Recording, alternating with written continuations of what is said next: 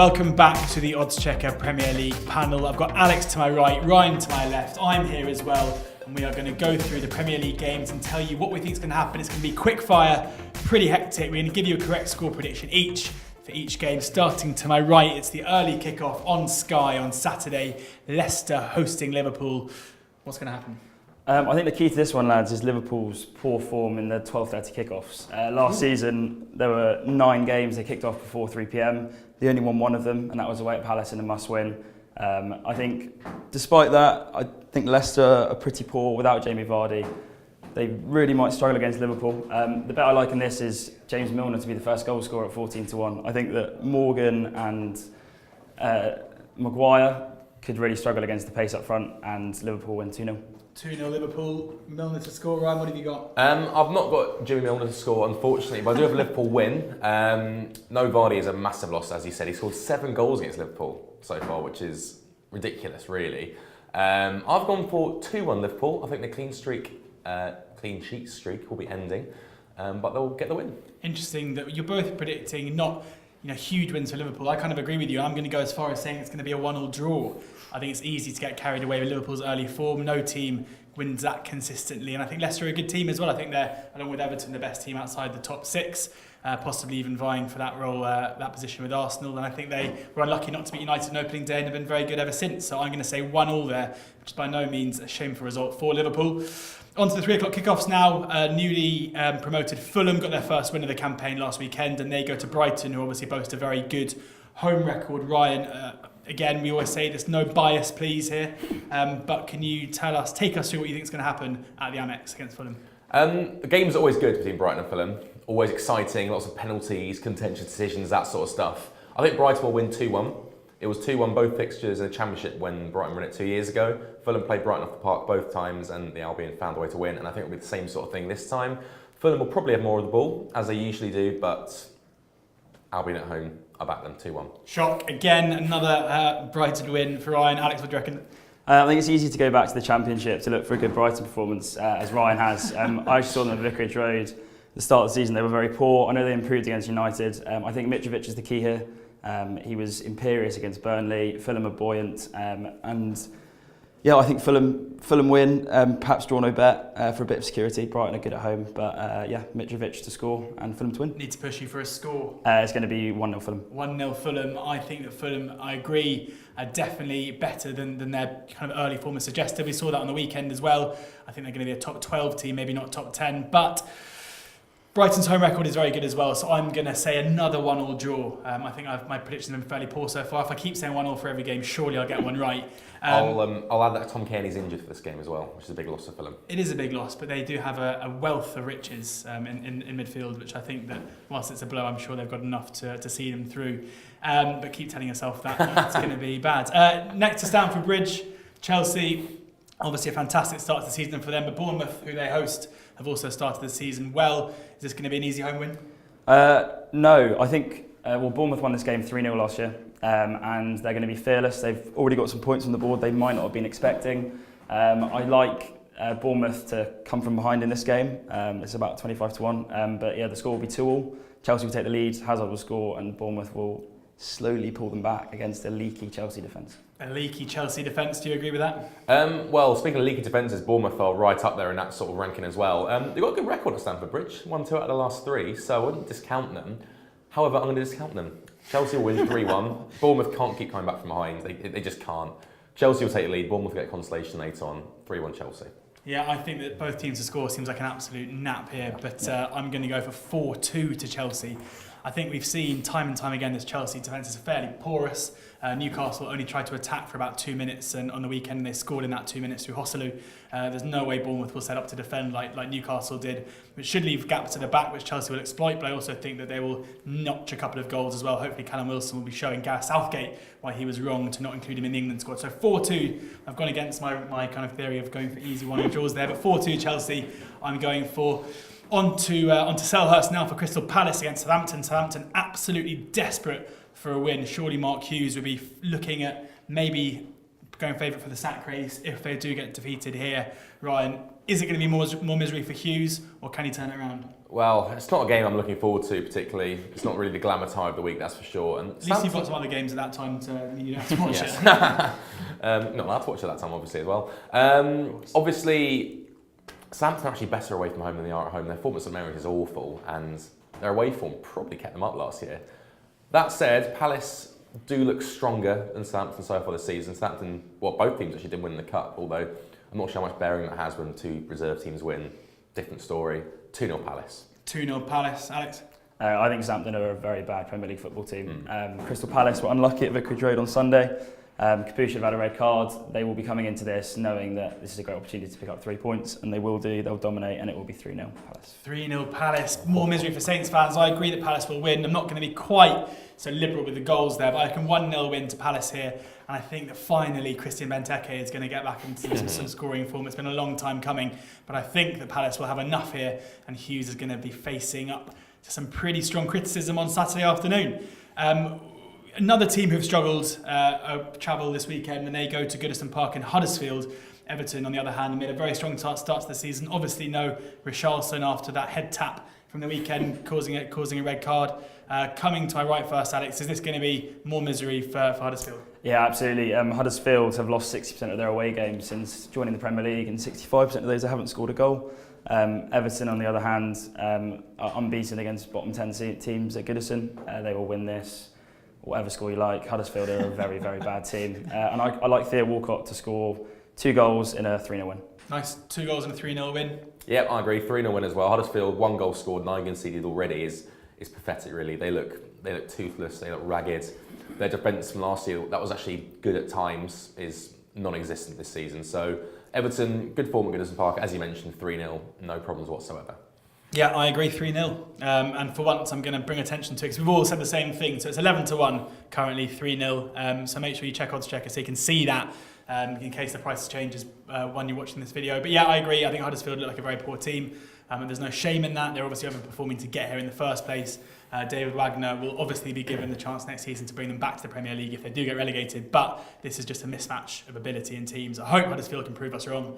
But 3-0 to Everton seems like a pretty fair shout. Next one. West Ham host Wolves. Wolves obviously having a fantastic result against Man City on the weekend, but still searching for their first win, as are West Ham, who've made a shocking start to a Premier League campaign.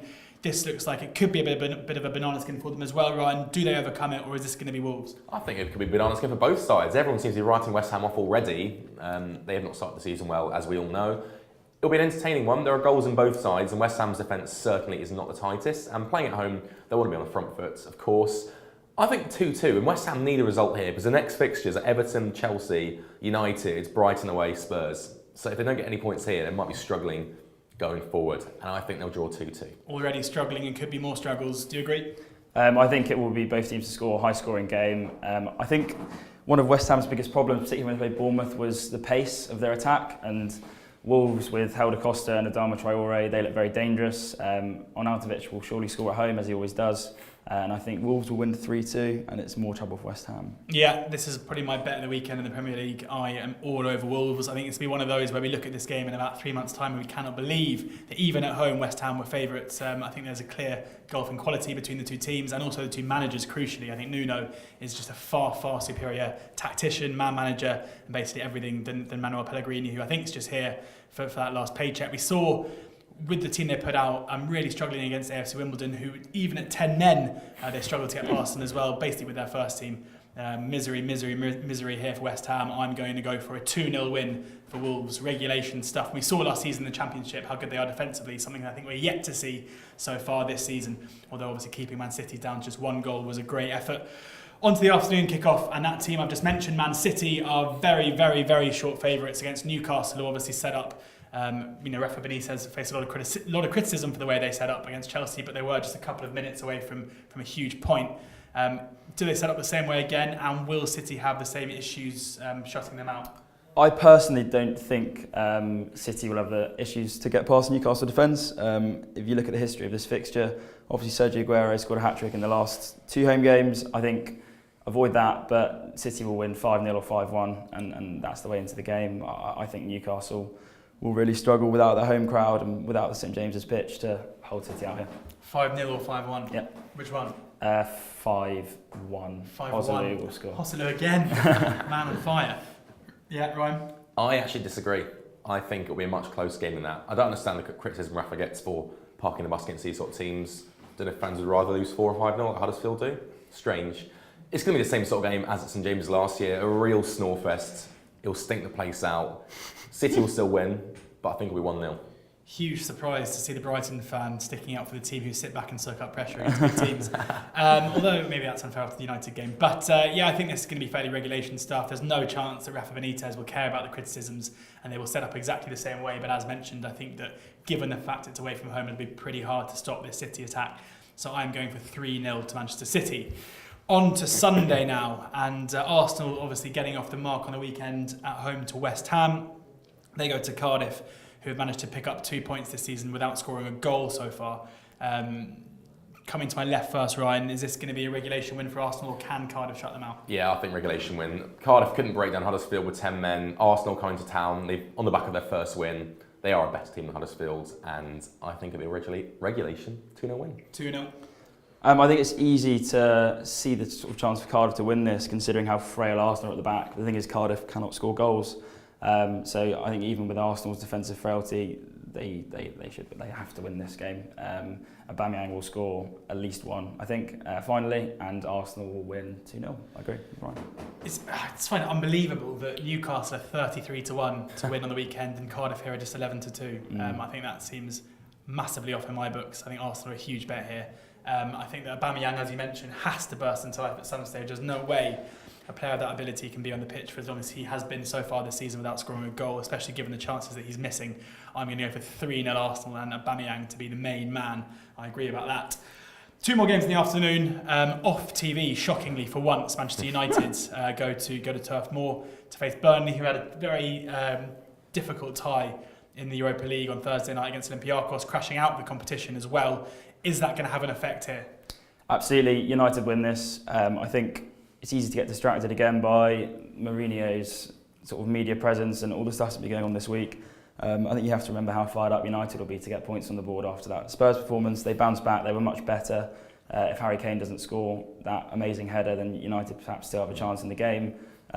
They win this 2-0 comfortably. Burnley are in serious trouble. Another comfortable 2-0. Burnley in serious trouble. Yeah, totally agree. Burnley look really, really poor in the league this season and they are in big, big trouble. It's not really regulation as people might expect from Man United. I think they'll win 2-1. However, they're not exactly too clever at the back themselves. Their centre-back problems are glaring, Manchester United's, and I can see Burnley potentially scoring a header, but they'll lose 2-1. Burnley to score a header. Yeah, I think this is going to be, that Arsenal-Manchester United double on Sunday looks like an absolute cracker. And I think that Manchester United are going to win this really, really comfortably. We saw last season, despite Jose Mourinho being the manager, a lot of these games against the weaker teams in the division, they absolutely blitzed them. We know that in Romelu Lukaku, they have a striker who absolutely loves scoring against the poorest teams in the league. I think it's going to be 4-0 United. Burnley look really, really poor this season. I'm still convinced they weren't very good last season as well, despite their finish. And I think we're seeing the variation come to the fore here.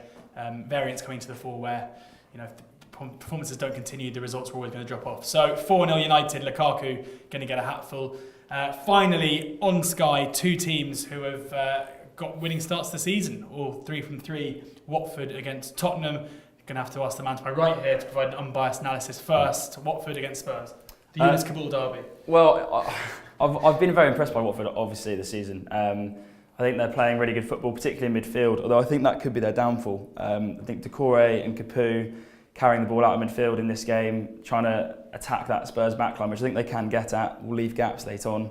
I like Lucas Moura to score last and Spurs to nick it 2-1 in the last 20 minutes. 2-1 Spurs, a late goal from Lucas. Yeah, the Aurelia Gomez derby is something I'll be keeping an eye on for sure. Watford are very impressive. I like how they play Deeney and Gray up front together. I like how Grazia's got the gumption to do that. Obviously, they have quite a simple start to the season, so you expect them to get 9 points. But 3-1 Spurs, they've looked very good this season.